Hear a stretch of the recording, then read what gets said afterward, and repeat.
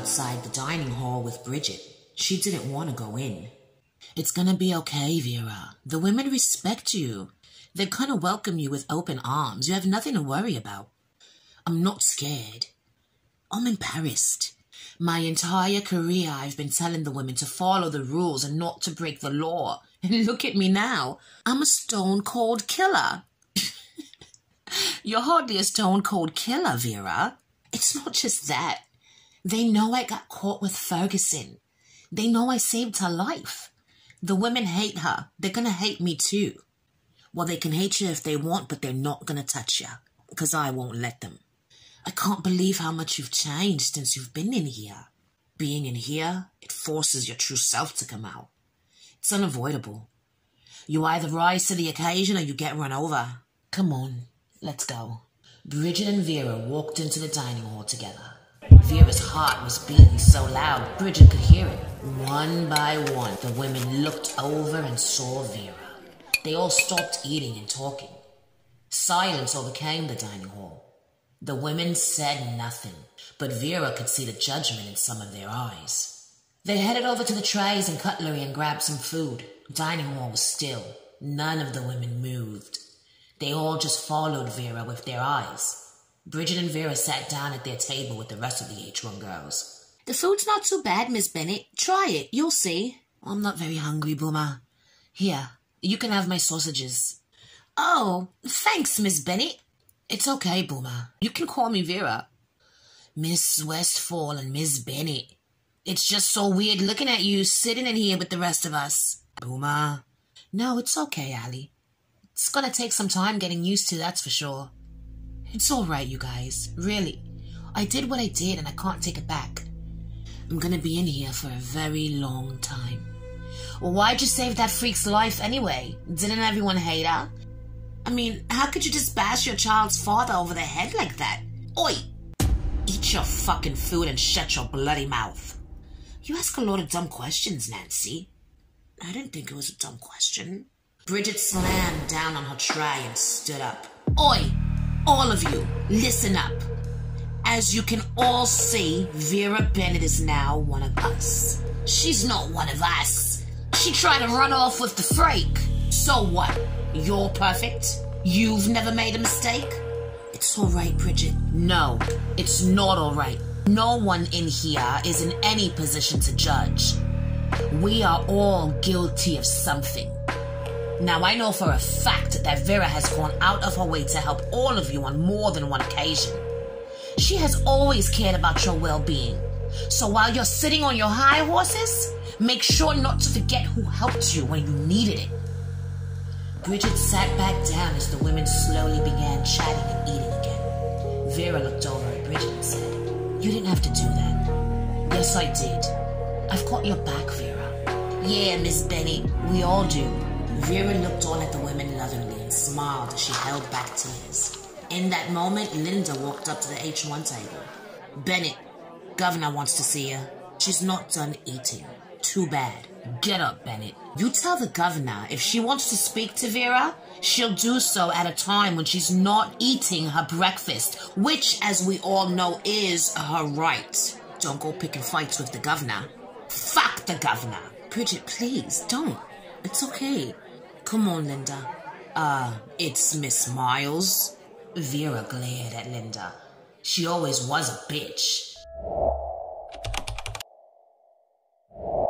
Ferguson lingered in her unit. She decided not to go to breakfast that morning.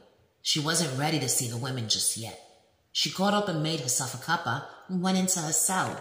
She could hear someone in the cell next to her rustling through some papers. Maldita sea la fucking madre puñeta. Yo, Lou! Girl, if you are in this unit, you better show yourself. You'd get a lot more sugar with honey, you know. Did you take my journal? Fuck you. I'm no thief. First of all, fuck you too, alright? You got locked up for robbing a fucking jewelry store, bro, so yeah, you're a fucking thief. You know damn well why I did that. I don't steal from the people I love. You love me, babe? I do. I have since we were kids, you know that. Yeah, I know. You know what else I know? What? Somebody stole my fucking journal. Hello? Lou and Michelle turned to see Paula walking into age 6. Who the fuck are you? I know you. You're that lunatic that likes to cut people's fingers off. This is Paula, but she likes to be called Noche. Jesus fucking Christ, why are you in here? It wasn't my idea, it was the governor's orders. Oh God, one of these new fucking bitches stole my shit. You see, this is why I don't like new bitches. They don't know how to respect other people's belongings. Just relax, babe, yeah? Look, whoever took her property, just return it before the count tonight, or somebody's gonna get their finger cut off. Lou looked at the new inmate and pictured herself headbutting her into a coma. Instead, she took Michelle by the hand and they went into Lou's cell. Needless to say, they spent the next few hours making up, while Joan stood in her cell drinking her tea, listening to every word that was being said. Oi, did you take her journal? Yep. Have you got a death wish? Lou doesn't fuck around. Neither do I. No, I'm serious. You better put Michelle's journal back where you found it or there'll be hell to pay. Those two are out of their fucking minds. So am I. Out in the halls, Will was on his way over to the senior staff lounge when he spotted Elsie walking towards him. Hey there. Hi, Will. How are you? I'm good. Hey, how'd things go with Allie and your friend? Oh, everything went well, thanks to you. Oh, well, glad to hear it. You gotta let me thank you properly, Will. How about you come over to my place for dinner tonight? Oh, Look, I think you're great, but you're not attracted to me, are you? No, it's not that. You're beautiful. It's okay, Will. You don't have to explain. I'm in love with someone. And I understand. I'm sorry. I didn't mean to be pushy. There's no need to apologize. Well, I guess I'll see you around then. Yeah, see ya. Ferguson made her way through the women as she walked to the phone queues. She may have been behind bars again, but she still had power on the outside. After all, she was a Milenkovich. Joan called Sasha's thug. It's me. I need you to get some information for me. Sasha and I have a little brother. Dimitri. Yes. Find out where he is. Any news on who killed my mother? Not yet, but we've got a few leads. Come in for a visit as soon as you have any news. Хорошо. До свидания. Joan hung up the phone and started walking back to her unit. She passed by the call center and saw Irina standing there. She'd seen pictures of her niece and recognized her immediately. Joan walked up to her. Irina looked up and saw Joan walking toward her. Mama? Irina, your mother told me so much about you. Irina burst into tears and fell into Joan's arms. Joan had no idea what to do, and so she just put her arms around her and held her and she cried. It's okay, Irina. Auntie Joan is here.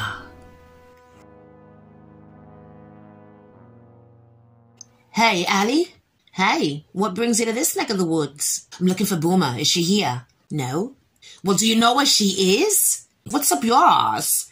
Oh, God, I just don't want to run into Bridget, that's all. Well, what's going on between you two? I fucked up. I slept with Erica Davidson. The governor? Well, she wasn't the governor when we slept together. Fuck, Frankie. Why did you do that? The crazy bitch drugged my food.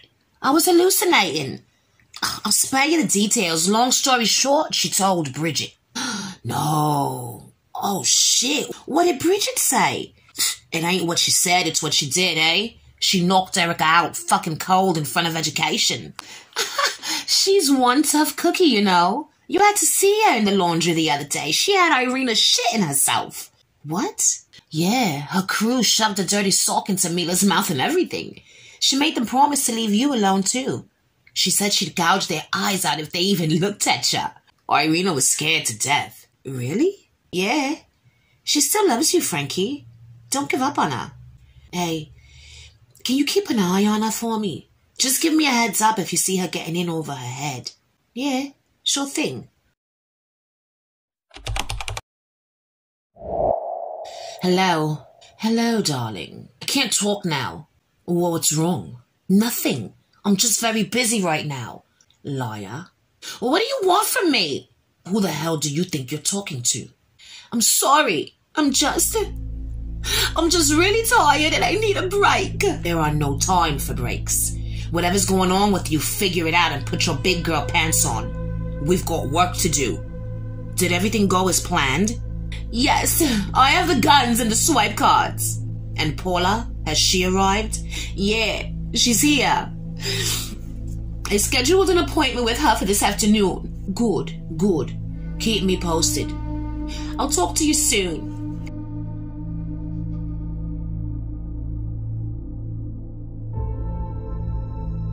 Michelle had gone out to the yard to work out. She was pissed off about her journal being stolen, but she was relieved it wasn't Lou who took it. Had Lou read it, she'd know the truth. And she'd never forgive her if she knew what really happened all those years ago when they were kids. The second she got that journal back, she was going to rip it apart and throw it away. Hey there, Chula. Working out some aggression, are ya? Chula? You speak Spanish?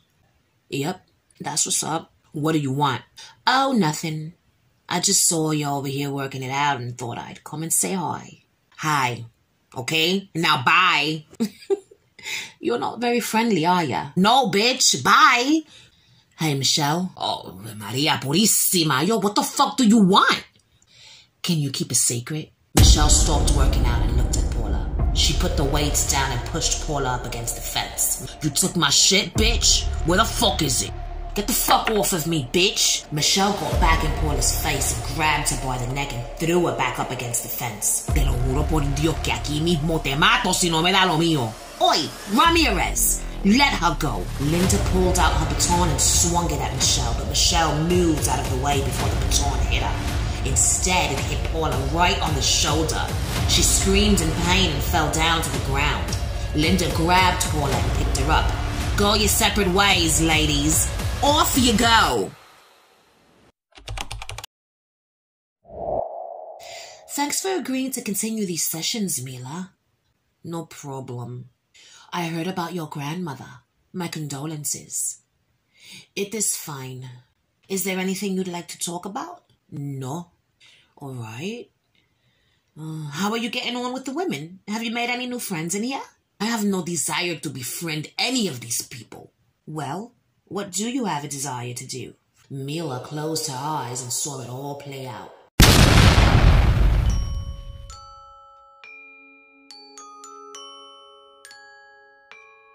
Where'd you go just then? To hell and heaven all at once. Care to elaborate? There is a woman in here. She killed my mother. She walks around like she is so tough, but she is just a fucking suka. I was fantasizing about beating her head in. Is that what you wanted to hear? No, but I'm glad you're finally sharing your feelings, Mila. That's good. It is good that I want to kill the lady who killed my mother. We all want to kill somebody at some point, right? Yeah, right. No, really. I've wanted to bash a head or two in from time to time. I mean, just yesterday I wanted to smack one of the women. Corners. She's real annoying, that one. Rita Corners? Yeah. Do you know her? Mm-hmm. Wait. She isn't the one who killed your mom, is she? You ask a lot of questions. It's my job. Mila, you can trust me. Nothing you say goes further than this room. I trust no one. What about Irina? Surely you must trust her. She has forgotten who she is. I can no longer trust her. And Rita? Did she kill your mom? What if I told you she did? Then what? What if I told you I could help make that fantasy you had a reality? What are you talking about? Elsie told Mila there would be a chance in the near future for Mila to not only get out of Wentworth, but to take Rita's life before leaving. There was only one condition. Mila agreed to.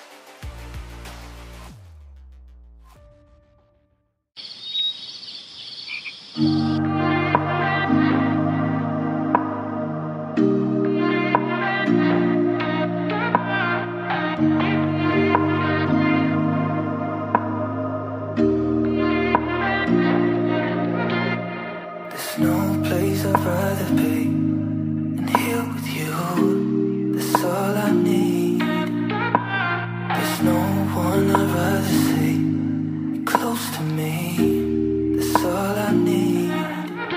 If I could stay, then I will stay here forever. If you're meant to, then let's be the best together.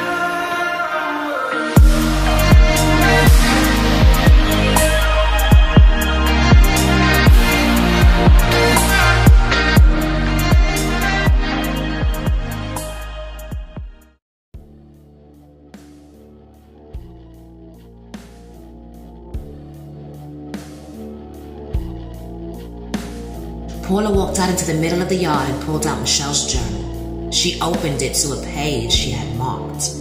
Oi! Gather around, children. It's story time. I'm gonna read to you all a story from a book called Michelle's Diary.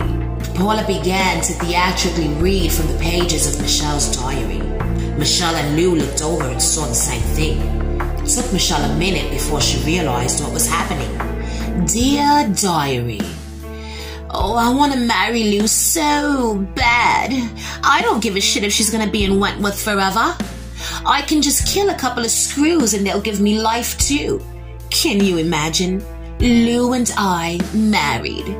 Shit, if she knew what I did to her when we were kids, she'd never speak to me again. She'd probably cut all my fingers off.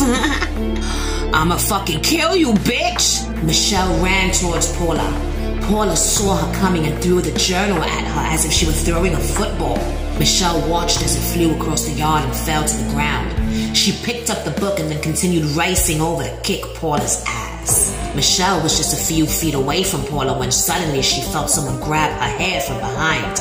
And before she knew it, she was surrounded by a bunch of the new inmates. One of them punched her in the face. Another one kneed her in the stomach. Michelle fell to the ground. Lou ran over to help her and started punching bitches left and right. Lou grabbed one of the women that was on top of Michelle and threw her to the side. Then she kicked another one of the women in the face, leaving her knocked the fuck out. The rest of the women all stopped hitting Michelle and ran off before Lou got a chance to get to them. Lou bent down to check on Michelle. Her face was bruised and bloody. Michelle! Michelle! Can you hear me? All of you, get back! Move aside, Kelly. You gotta help her, Mr. Jackson. That's what I'm trying to do. Now step back, Kelly. Lou moved out of the way and let Mr. Jackson check on Michelle. He picked her up and walked her over to medical. Lou just stood behind and watched as Will carried her away. She didn't realize Paula was standing right behind her. There's a lot of secrets in that little book of hers. You can't trust her. Shut your fucking mouth. You stay away from Michelle or I will fucking kill you. Yeah, well, you do what you need to do.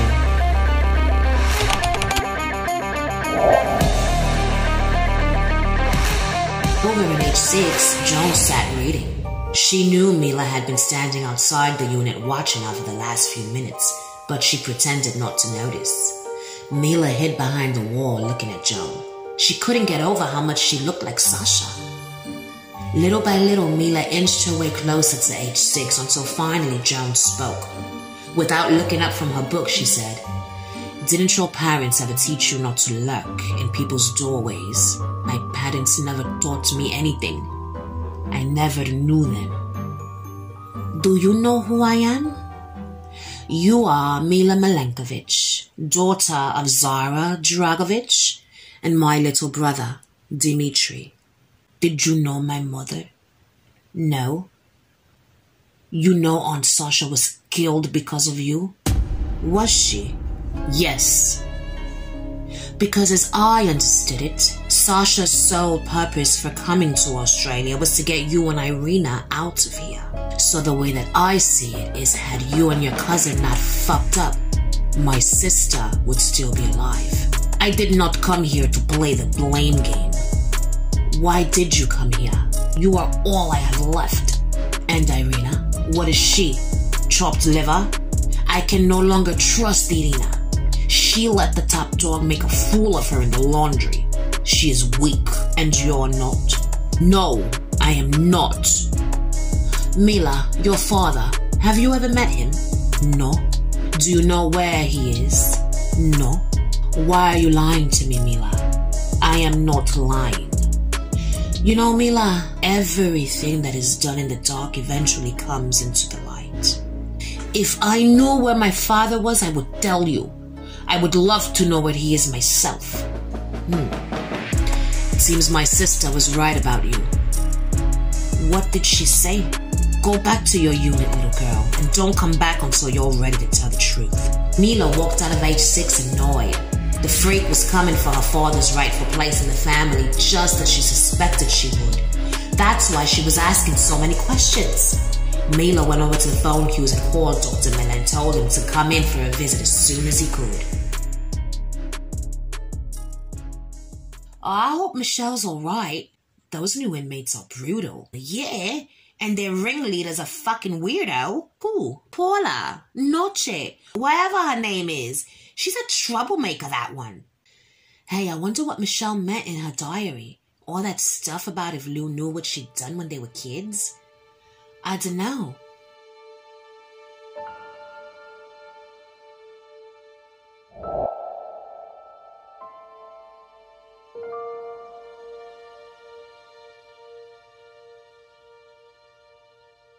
Oh, babe, look at ya. Michelle said nothing. Hey, look at me.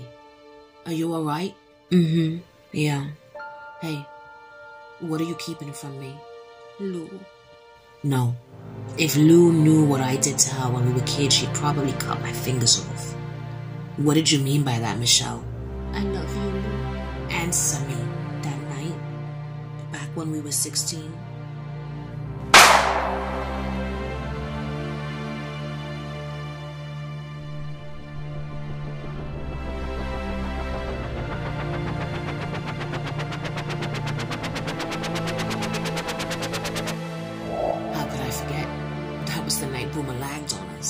She didn't lag on us, Lou. It was me. What the fuck are you talking about? My lawyer said if I lagged on whoever shot that man during the robbery, they'd let me go and I wouldn't have to do any time. I told my mother I wasn't gonna do that shit, but she fucking made me do it. Boomer didn't lag on you, Lou. It was me. You lagged on me? My mom made me do it. I was just a kid, man. What the fuck was I supposed to do? We were not just kids. We were 16. I was tried as a fucking adult. I didn't mean for any of this to happen. You know what they did to me in there. Lou, please. You know the funny thing is that robbery was all your fucking idea. I'm so sorry, Lou. I only shot him so that he wouldn't shoot you. We were supposed to be in it together. Remember that? You don't understand. All those years you let me believe it was Boomer who lagged on me. I should have known. You said it was your mom who had connections and got you out, but I never thought for a second you lagged on me. I fucking trusted you. You and me? We're through. No, wait. You're fucking dead to me.